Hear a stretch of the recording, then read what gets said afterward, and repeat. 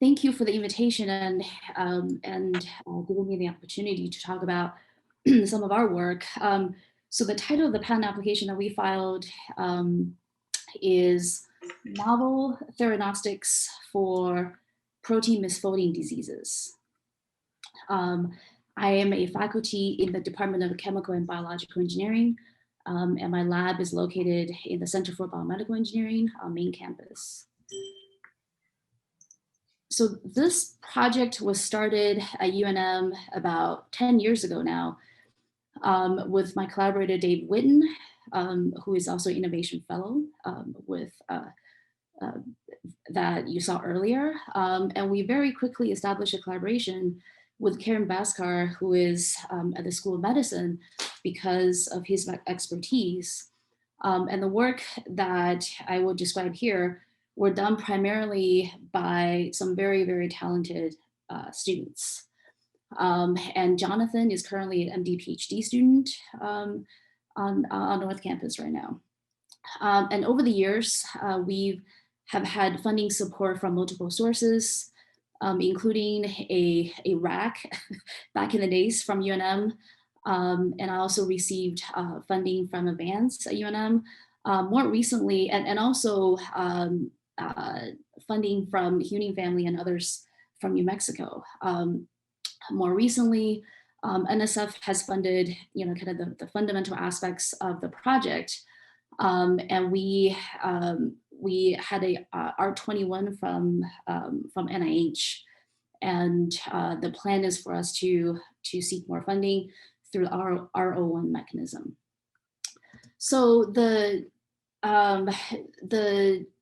our innovation involves discovering that a class of small molecules, to us they're kind of small, that's based on this particular molecular structure with this conjugated backbone that gives it interesting optical properties, along with some specific end groups and charged solubilizing side groups that really give these compounds the property to selectively bind to amyloid protein aggregates that have been shown to be linked to a host of neurodegenerative diseases, including Alzheimer's and Parkinson's, which are the two most prevalent diseases.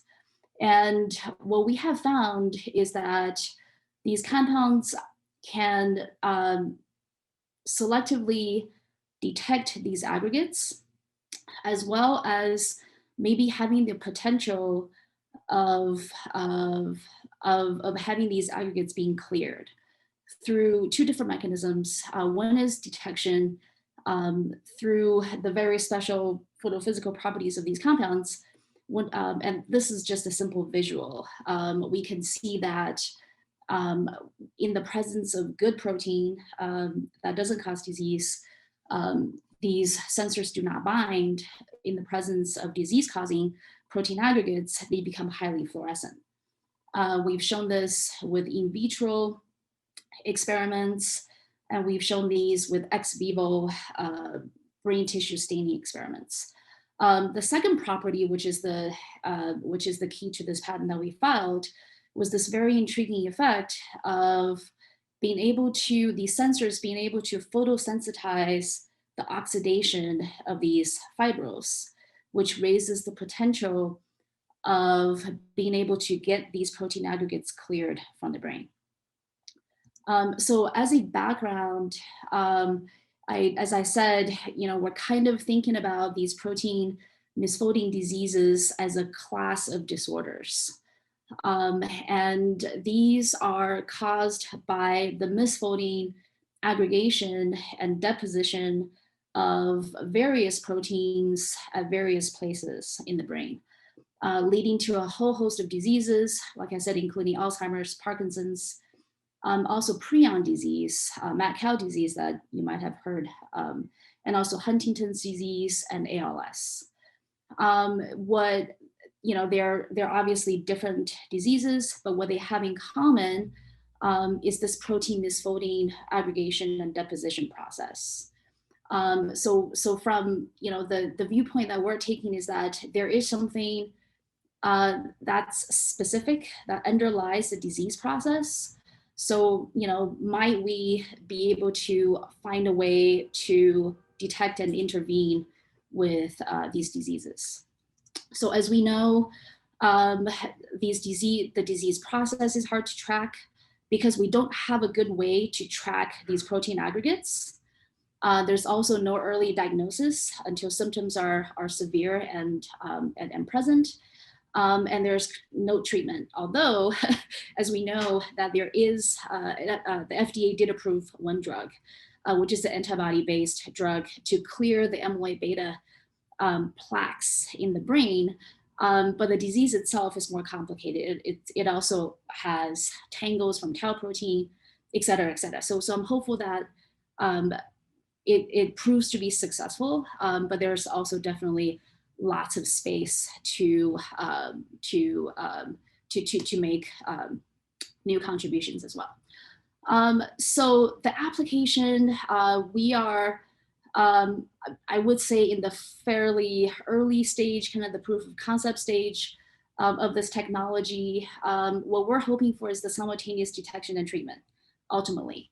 The idea that if we can light up these protein aggregates for us to see and track, particularly during the early stage of the disease process, first of all, it'll help researchers understand these disease processes better, and also as a way to track what's going on in the brain. But what we're really intrigued by is the selective oxidation that we have seen, which may lead to amyloid clearance. This is one area that we're currently focused on. Just to show you a few of the important results, this is one fluorescence image of brain tissue section. This is from a mice model, Alzheimer's disease mice model from Dr. Baskar's group. These in particular are tau neurofibrillary tangles. And right now there's really no good way to detect these tangles in the brain. So what we have shown is that our sensors can selectively pick out and stain protein aggregates, both amyloid beta and tau protein aggregates from mice, AD model, Alzheimer's disease model, from rat, and also from human brain tissue sections as well, at far lower concentration than some of the most commonly used dyes. And I just want to show one piece of data among lots that my students have collected to show that, kind of the potential power of our compounds in terms of selectively oxidizing these protein aggregates. So these are A beta monomers, which are the good proteins that we all have. And MB is methylene blue, which is a photosensitizer used in photodynamic therapy, but it's non-specific. It'll oxidize biological molecules in the vicinity of the compound, wherever you introduce it. So what's shown here are the amino acids that are found in the protein, and it's tracking what's present in the monomer versus monomer plus methylene blue, this non-specific oxidizer, and what happens after we radiate. There are 3 oxidizable amino acids in the protein: tyrosine, methionine, and histidine. And we can see, this is our kind of positive control. We can see that when you add this non-specific oxidizer, we see most of the histidine is oxidized, a little bit of the tyrosine and methionine didn't really see a big change in the methionine. What's not shown here is that if we add this to our compound where it doesn't bind to the monomer, there's no oxidation of the monomer, of the good protein. And when we look at the aggregated protein, which is what we found in the disease state, and compared to methylene blue and OPE, and we have other data to confirm the selective oxidation, is that the 2 of the 3 histidine residues are oxidized, and half the methionine is oxidized and not tyrosine. And these can all be explained by the possible binding sites of these OPEs. I also want to add that this type of oxidation actually doesn't perturb the aggregate structure very much. It doesn't oxidize and blast the fibrils apart. And also the fibrils are non-toxic as a result. So this really shows us the selective oxidation that our compounds are able to achieve. Current status, we're trying to move the detection piece of the project towards in vivo detection in mouse and rat brains.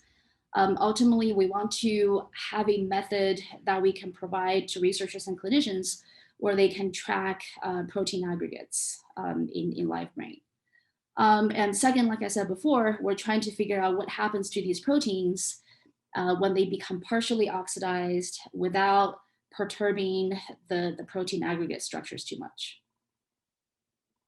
So with that, I'll stop here and take any questions that you might have.